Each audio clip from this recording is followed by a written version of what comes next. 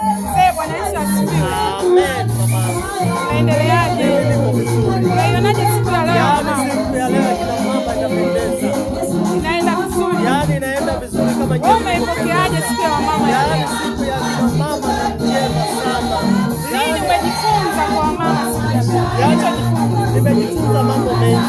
Ndio. Sababu cha kwanza kina mama wanapenda kanisa. Wanapenda kanisa kwa sababu wanapata mafundisho mazuri.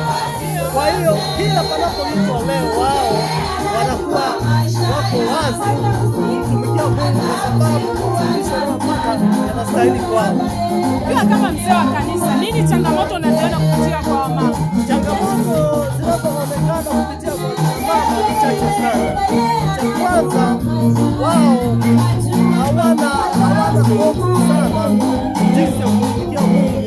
Ila changamoto ambazo zinaonekana ni kwamba wamama waendelee kukaa kwa ushirikiano ili maisha yakae vizuri ya kumtumikia Mungu.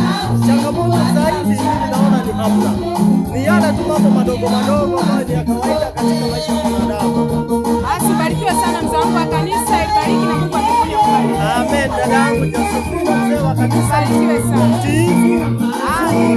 Unapenda ibada